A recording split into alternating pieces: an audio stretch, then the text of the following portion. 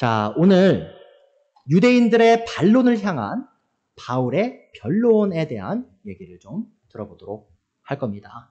자, 저희가 그동안 이제 로마서 1장, 2장을 공부했잖아요. 자, 이제 로마서 1장 후반부터 이제 바울이 죄인들에 대해서 얘기하기 시작했죠. 이제 로마서 1장 18절인데요. 자, 1장 18절에서 32절까지 사실 바울은 이 이방인들이 하나님께서 주신 그 삶의 목적을 성취하지 못하는 이유를 설명했어요. 바로 뭐였죠? 하나님께서는 인류를 자신의 영광을 위해 지으셨는데 바로 우상 숭배에 빠진 이방인들이 하나님의 썩지 않을 영광을 썩을 영광인 사람이나 짐승의 모양으로 바꾸어서 그들을 섬기기 시작했고요. 또 그로 인해 성적인 타락과 또 여러 가지 부도덕한 삶을 살게 되었다고 배웠었습니다. 자, 그리고 그런 것들을 듣고 있던 도덕주의자들, 여기서 도덕주의자들은요, 이방인들과 유대인들을 함께 포함합니다. 그런 사람들이 이제 로마서 2장 1절부터 16절에 등장하기 시작해요. 자, 그리고 바울이 그들, 도덕주의자들, 그러니까는 그 부도덕한 이방인들을 손가락질하는, 정죄하는 자들에게 말하죠. 너희가 남들을 비판하고 정죄하지만 너희도 다르지 않다. 왜냐하면 너희가 도덕적인 기준이 높다 할지라도 너희의 삶 안에는 많은 죄가 존재하고 있다라고 그들을 꾸짖습니다. 자, 그리고 나서 지난 2주 동안 저희가 배웠던 게 뭐냐면 로마서 2장 17절부터 우리는 이 바울이 유대인들을 직접적으로 다루는 모습을 봐요. 자, 하나님께서 유대인들에게 언약을 주셨어요. 그들이 언약 백성이 되었죠. 자, 그리고 하나님께서 그들을 언약 백성으로 선택하신 이유는 무엇이었죠? 바로 그들이 이 세상의 빛과 같은 존재가 되어서 하나님의 진리를 전하고 진리를 살아감을 통해서 이방인들에게 하나님의 존재를 알리고 하나님을 믿게 하는 그런 교두보가 되길 바라였다는 거예요. 자, 그런데 유대인들이 그렇게 했나요? 아니죠. 유대인들은 오히려 자신이 율법을 가졌다는 사실과 자신이 몸에 할례가 있다는 사실을 교만하게 여기기 시작하면서 이방인들을 깔보기 시작했고요. 그들의 믿음과 그들의 입의 고백과 삶이 전혀 다른 모양이 되었다는 것이죠. 자, 그래서 바울은 참된 하나님의 언약 백성은 율법과 할례를 의지하는 유대인이 아니라 몸의 할례의 유무와는 상관없이 성령님으로 말미암은 마음의 할례를 받아 하나님께 순종의 삶을 살아가는 사람이라고 결론을 내렸습니다. 자, 그리고요, 우리가 이 로마서 1장 후반부부터 로마서 2장까지의 결론을 이렇게 내릴 수 있어요. 언약 백성인 유대인이나 우상 숭배자인 이방인이나 모두가 다 그들의 죄로 인해 하나님의 진노의 심판 아래 놓여 있다라는 겁니다. 그러니까 심판을 받는 것에 있어서 유대인이나 이방인이나 다를 것이 없다는 것이죠. 자, 그리고 이 유대인과 이방인을 향한 이 바울의 신랄한 비판을 듣던 사람들 중 어떤 사람들은 가만히 앉아서 이 바울의 비판을 그냥 듣고만 있지 않았을 거예요. 왜죠? 자기 귀에 거슬리는 얘기 하잖아요. 더 나아가서 특히 이제 유대인들은요, 이런 생각을 가졌을 거예요. 뭐냐면 내가 하나님의 언약 백성인 유대인인데 지금 내가 이방인과 동급이라고 하면서 아주 기분 나쁘게 이 바울의 말을 듣고 있었을 거라는 것이죠. 더 나아가서 바울에게 어떤 논리적인 반박을 하고자 했을 거예요. 자, 그래서 바울은 오늘 본문을 통해서 이 자신의 설교 있죠. 복음의 설교. 이것에 대해서 반박하는 그 유대인들의 반론들에 대해서 다루기 시작하는 겁니다. 사실 오늘 본문에서 이 바울이 다루는 자신을 향한 반박들이 이 바울이 스스로 생각해낸 논리적인 반박이었는지 아니면 바울이 사역을 하면서 실제로 유대인들에게 들었던 반박이었는지는 분명해 보이진 않아요. 무슨 말이냐면 바울이 스스로 생각하기에 내가 이렇게 얘기하면 유대인들이 저렇게 얘기하겠지라고 생각한 건지 아니면 실제로 들은 건지는 모른다는 거예요. 자, 그런데 우리가 여기서 잊지 말아야 될 사실이 있죠. 바울이 어느 나라 사람이죠? 유대인이죠. 스스로 유대인이었고요. 더 나아가서 그는 바리새인이었어요. 무슨 말이냐면 이 유대인으로서 바리새인으로서요. 바울은 스스로 이 복음의 메시지에 대해서 유대인들과 바리새인들이 어떻게 반박할지를 아주 잘 알고 있었다는 겁니다. 자, 그래서 한 주석가인 제임스 던은요. 이 바울의 대화 상대가 아직 구원에 이르지 않은 바울 스스로일 것이라고 결론을 내려요. 그러니까 바울 스스로가 예수님을 믿기 전에 이 기독교인들이 말하는 이것은 이렇게 틀렸어라고 말했던 그런 생각들일 수 있다라는 의미입니다. 자, 다시 말해서 유대인들이 이 복음의 메시지를 어떻게 반박하는지 누구보다 잘 알았던 바울은 오늘의 본문에서 자신의 복음 사역에 있어서 생길 수 있는 오해들을 예방하기 위해 자신의 가르침을 향한 유대인들의 논리적인 반박들을 재반박하고 있는 겁니다. 자, 바울의 결론을 향한 유대인들의 반박이 오늘 4가지가 나와요. 자, 첫 번째, 바울의 가르침은 하나님께서 유대인들과 맺은 언약의 효력을 무효하게 만든다라고 반박하기 시작하고요. 두 번째, 바울의 가르침은 하나님의 미쁘심 혹은 신실하심을 무효하게 한다. 자, 개역개정에 미쁘심이라고 나오잖아요. 그게 신실이란 뜻입니다. 자, 세 번째로요, 바울의 가르침은 하나님의 의 혹은 정의를 위태롭게 만들다라고 반박했고요. 반박 4번째는요, 바로 바울의 가르침은 죄를 조장한다라는 것이었어요. 자, 그래서 오늘의 본문에서 바울은 이 4가지 반박을 하나하나 조근조근 재반박하기 시작합니다. 자, 먼저 첫 번째 반박 한번 보도록 하죠. 자, 유대인들의 반박이 뭐였죠? 바울의 가르침은 하나님께서 유대인들과 맺은 언약의 효력을 무효하게 만든다라고 얘기했어요. 자, 그래서 로마서 3장 1절에 나오죠. 그러면 유대 사람의 특권은 무엇이며 할례의 이로움은 무엇입니까? 모든 면에서 많이 있습니다. 첫째는 그들이 하나님의 말씀을 맡았다는 것입니다. 자, 이 첫 번째 반박을 향해 바울의 재반박 이렇게 말씀하십니다. 하나님께서 유대인들과 맺은 언약은 여전히 유효하다는 거예요. 자, 유대인이 이방인과 같이 그들의 불순종의 죄로 인해 하나님의 심판에 처한다는 주장에 대해서 어떤 유대인들은 이렇게 생각했을 겁니다.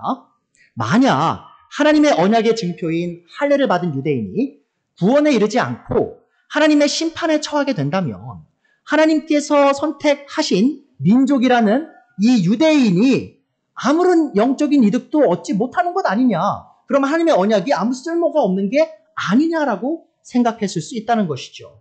자, 과연 이 몸에 할례를 받은 유대인이라는 사실을 통해 자동으로 유대인들이 구원받지 못한다는 사실이 하나님과 언약을 맺은 유대인들에게 어떠한 영적 이득도 없었다는 뜻일까? 자, 그것에 대해서 바울이 이렇게 얘기합니다.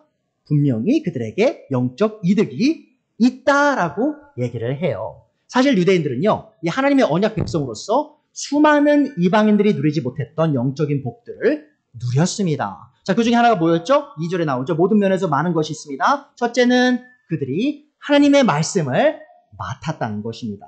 여러분 기억하셔야 돼요. 유대인들이 할례를 받아서 자동으로 구원받지 못한다는 사실이 그들이 영적으로 복받지 않았다는 뜻은 아니라는 거예요. 왜냐하면 하나님이 자신의 말씀, 계시의 말씀을 그들에게 직접 주셨기 때문이죠. 자, 하나님께서는 유대인들에게 자신의 계시인 말씀인 성경, 이 계시의 말씀인 성경을 주셨고요. 이것은요, 전 세계 어떤 민족도 누리지 못했던 엄청난 특혜였습니다. 자, 모세는요, 율법을 받은 이스라엘 민족에게 이렇게 얘기해요. 신명기 4장 8절입니다. 오늘 내가 당신들에게 주는 이 모든 율법과 같은 바른 규례와 법도를 가진 위대한 민족이 어디에 또 있겠습니까? 보세요, 여러분. 지금 신명기에서는요, 유대인들이 이스라엘이 아직 민족으로서 제대로 서지도 못한 상태예요. 땅도 없던 상태예요, 여러분.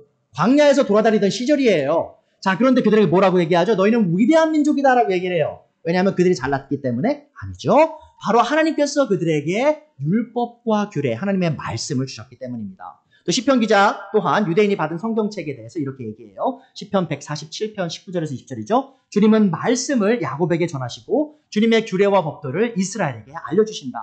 어느 다른 민족에게도 그와 같이 하신 일이 없으시니 그들은 아무도 그 법도를 알지 못한다. 할렐루야. 자, 하나님을 찬양하죠. 왜죠? 이스라엘 민족에 하나님께서 아주 놀라운 계시의 말씀을 주셨기 때문입니다. 자, 그래서 바울은 로마서 9장에서 유대인들이 누렸던 영적인 복에 대해서 좀 더 자세히 이렇게 설명을 해요. 로마서 9장 4절 5절이죠. 내 동족은 이스라엘 백성입니다.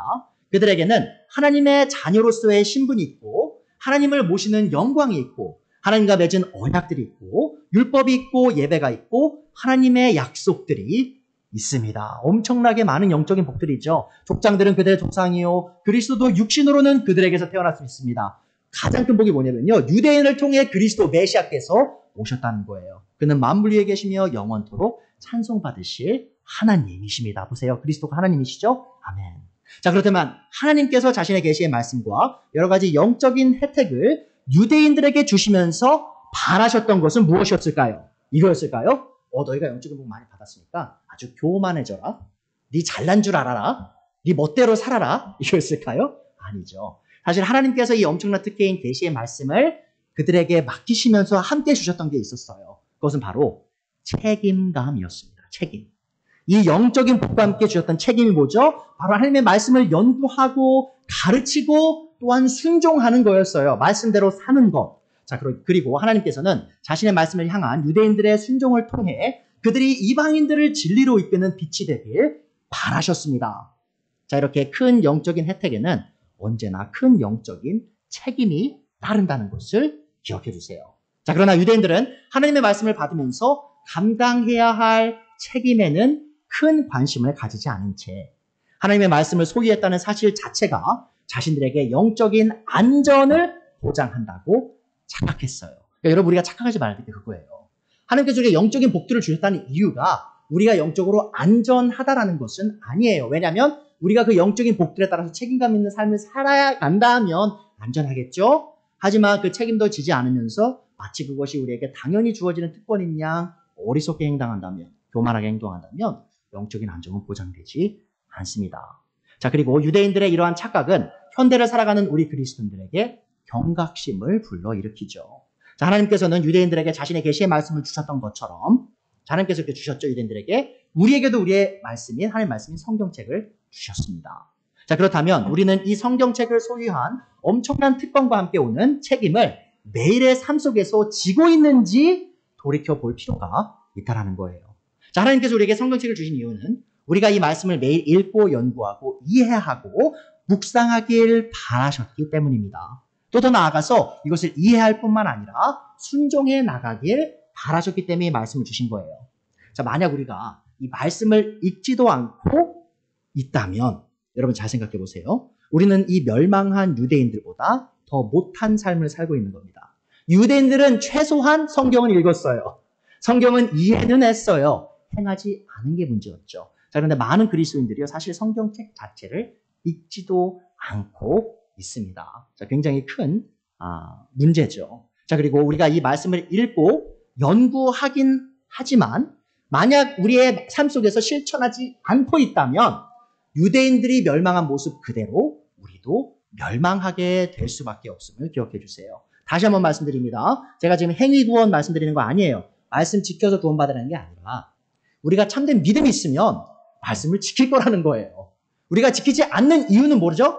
근본적인 이유는 믿음이 없기 때문이라는 것을 성경은 계속해서 강조합니다. 자, 바울은 첫 번째 반박을 재반박하며 하나님께서 유대인들과 맺은 언약은 여전히 유효하다고 말하고 있습니다.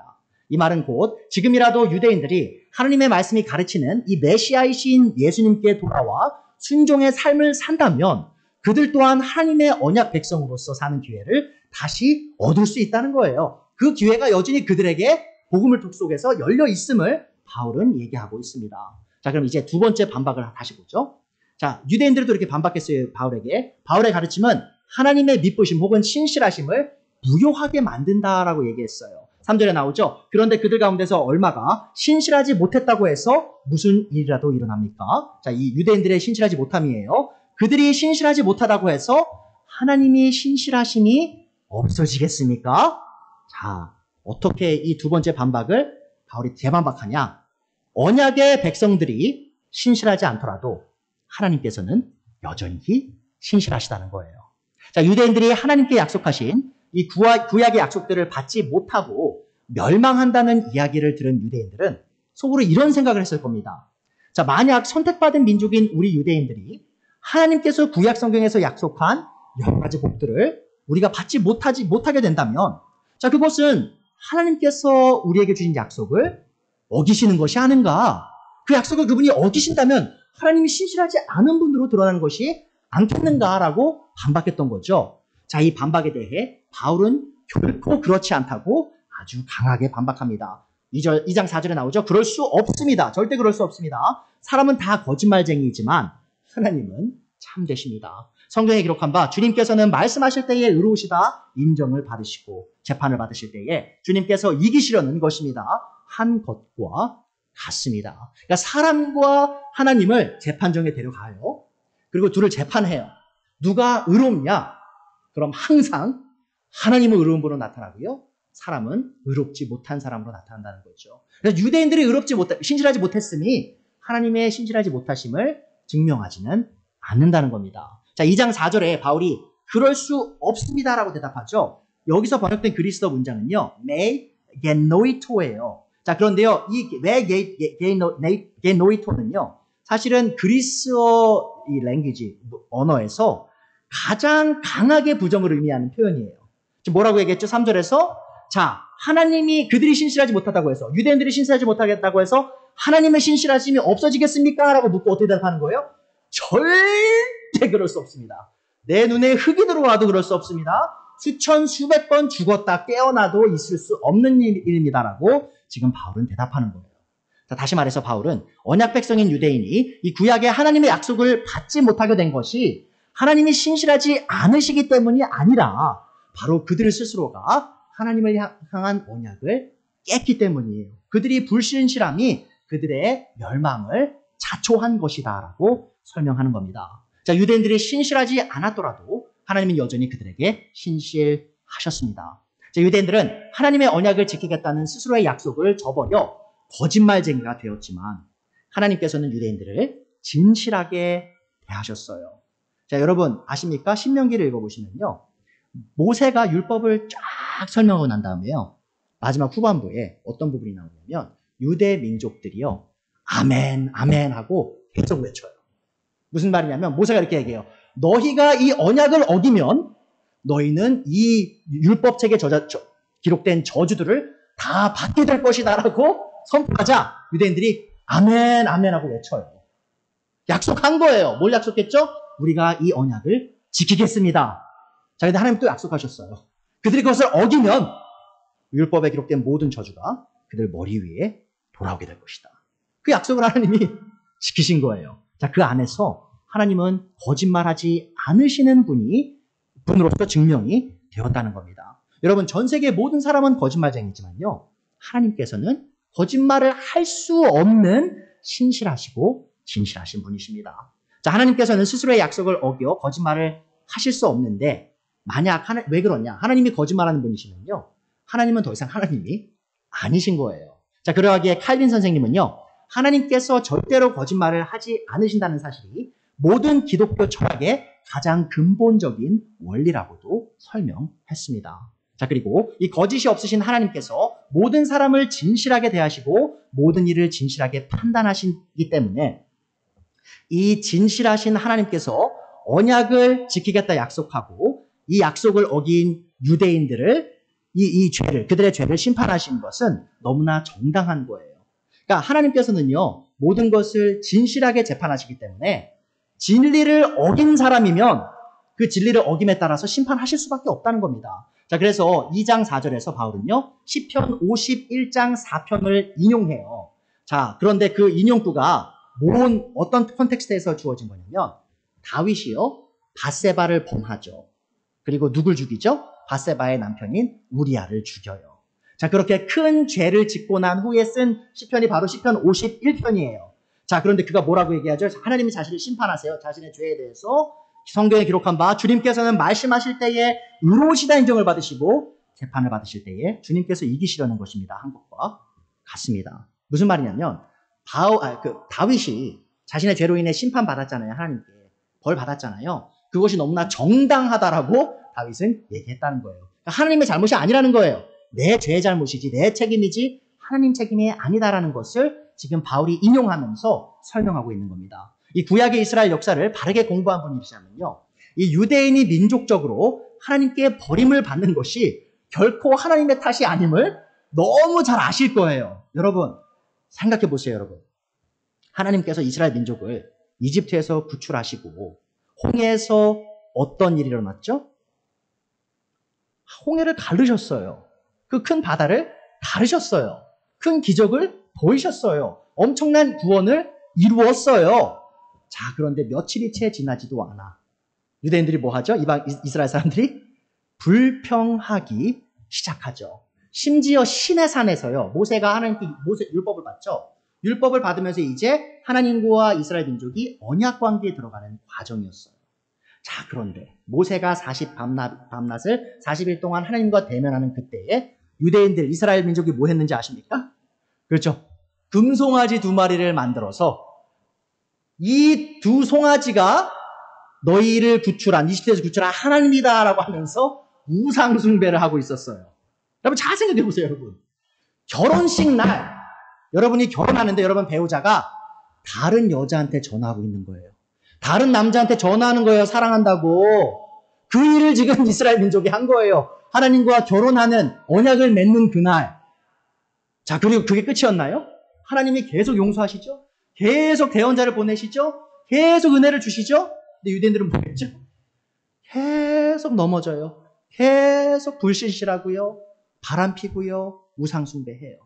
자, 그런 역사를 우리는 성경을 통해서 잘 알고 있습니다. 그래서 하나님께서 이렇게 유대인들을 끊임없이 진실하고 신실하게 대하셨지만 유대인들은 하나님을 불신실하게 되어서 그들 스스로의 멸망을 자초하게 되었음을 우리 모두는 알고 있어요. 자, 그러하기에 바울은 로마서 10장 21절에서 이사야서 62장 2절을 인용하여 이렇게 말합니다. 로마서 10장 21절이에요. 또한 이사야는 하나님께서 이스라엘을 보고 복종하지 않고 거역하는 백성에게 나는 온종일 내 손을 내밀었다 하신 말씀을 선포하였습니다. 뭐냐면 불신실하고 불순종하는 민족에 하나님께 계속 은혜의 손길을 내미셨다는 거예요. 자, 하나님께서는 수천 년 동안 복종하지 않고 거역하는 백성의 유대인들에게 국률의 손을 내미신 겁니다. 자, 그리고 하나님께서는 이스라엘을 향한 언약을 아직 완전히 저버리지도 않으셨어요. 자, 그것이 로마서 11장 1절 2절이죠. 그러면 내가 묻습니다. 하나님께서 자기 백성을 버리신 것입니까? 버리신 것은 아닙니까? 결코 그럴 수 없습니다. 나도 이스라엘 사람이요 아브라함의 후손이요 베냐민 지파에 속한 사람입니다. 하나님께서는 미리 아신 자기 백성을 버리지 않으셨습니다 라고 얘기를 하고 있어요. 지금 현재 하나님께서 이스라엘을 완전히 버리신 것처럼 보일지 몰라도 하나님께서는 여전히 이스라엘 향한 놀라운 미래의 계획을 갖고 계십니다. 로마서 11장 11절이에요. 그러면 내가 묻습니다. 이스라엘이 걸려 넘어져서 완전히 쓰러져 망하게끔 되었습니까? 그럴 수 없습니다. 그들의 허물 때문에 구원이 이방 사람에게 이르렀는데 이것은 이스라엘에게 질투하는 마음이 일어나게 하려는 것입니다. 이스라엘의 허물이 세상의 부요함이 되고 이스라엘의 실패가 이방 사람의 부요함이 되었다면 이스라엘 전체가 바로 설 때에는 그 복이 얼마나 더 엄청나겠습니까? 자, 이 구절이 의미하는 게 뭐냐면요. 이스라엘에게 아직 미래가 있다는 거예요. 이스라엘이 바로 설 날이 온다는 거예요. 25절부터 29절 다시 보시죠. 형제자매 여러분, 나는 여러분이 이 신비한 비밀을 알기를 바랍니다. 그것은 여러분이 스스로 현명하다고 생각하는 일이 없게 하려는 것입니다. 그 비밀은 이러합니다. 이방 사람의 수가 다 찰 때까지 이스라엘 사람들 가운데서 일부가 완고해진 대로 있으리라는 것과 온 이스라엘이 뭘 받는다고요? 구원을 받게 되리라는 것입니다.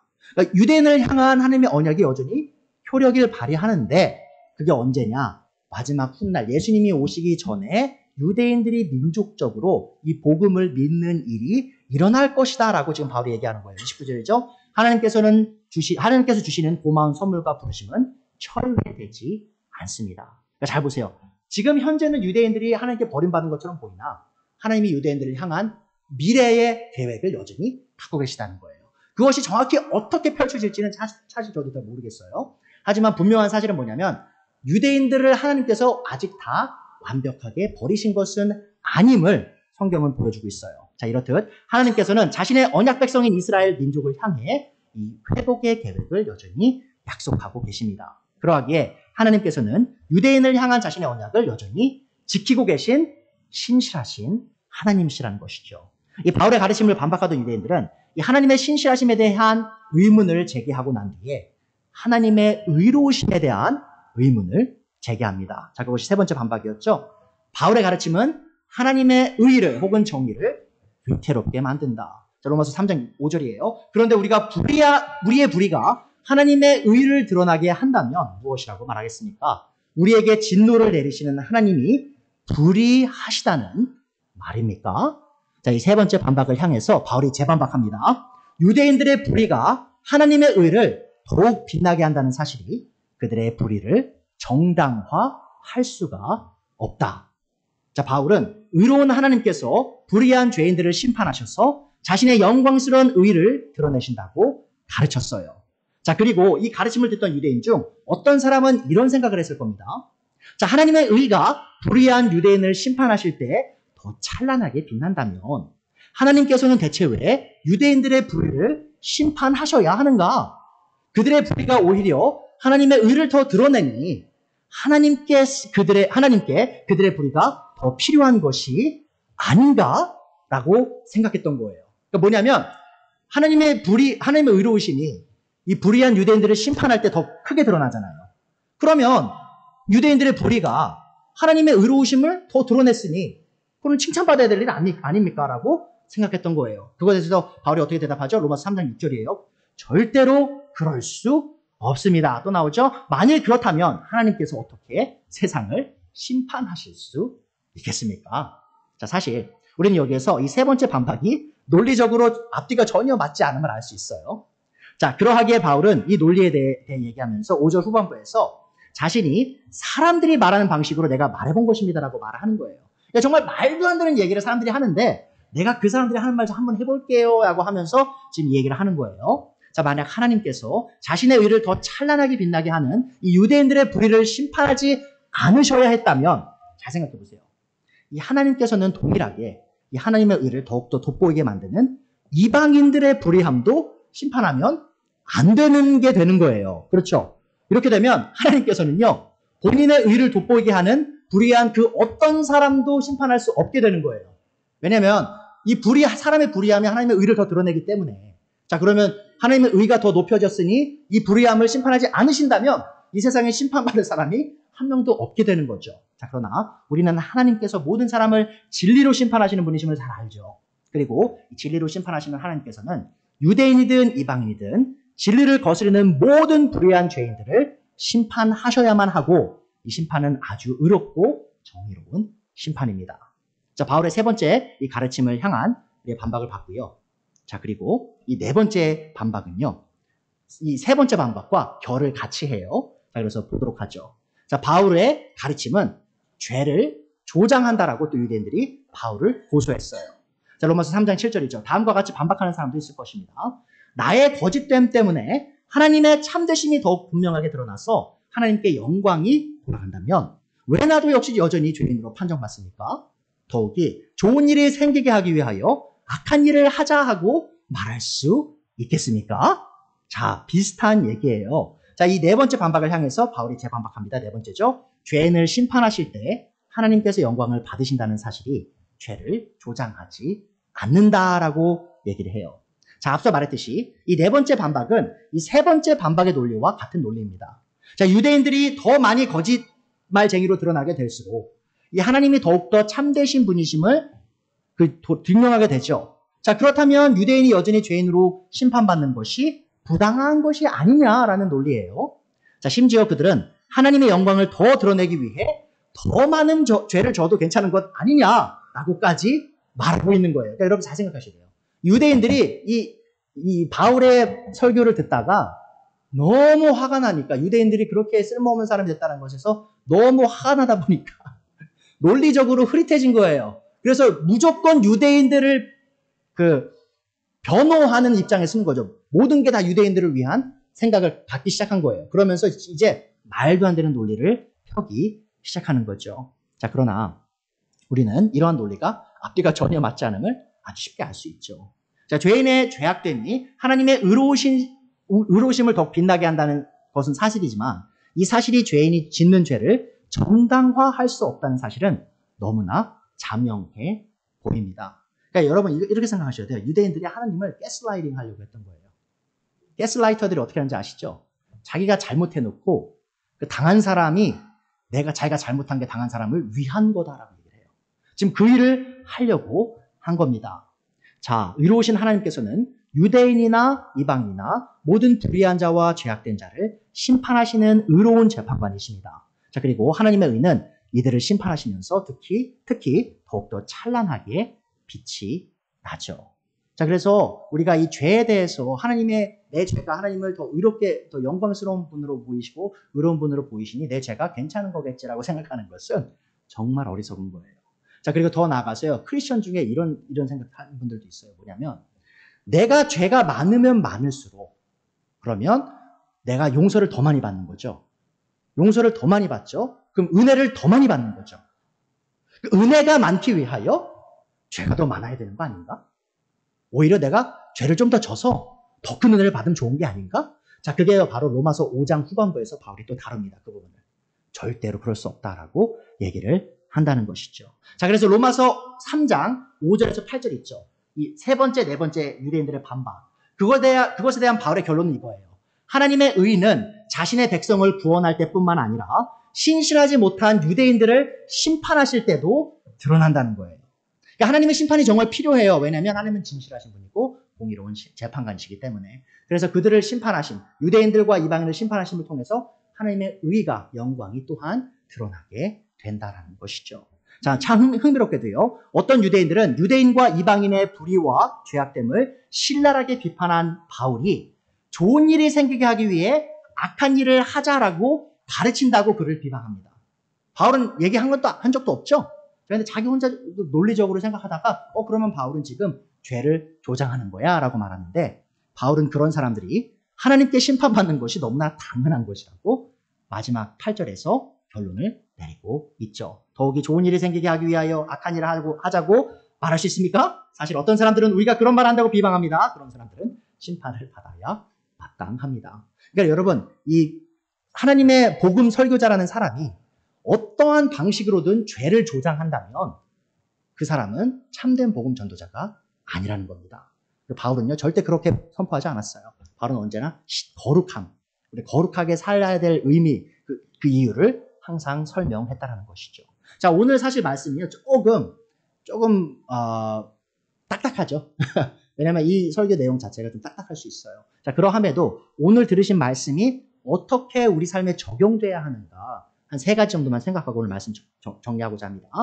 자, 말씀의 결론과 적용이에요. 첫 번째, 우리는 우리의 복음의 메시지에 대한 반박들을 무시하지 말고 성경적인 해답을 제시해야 합니다.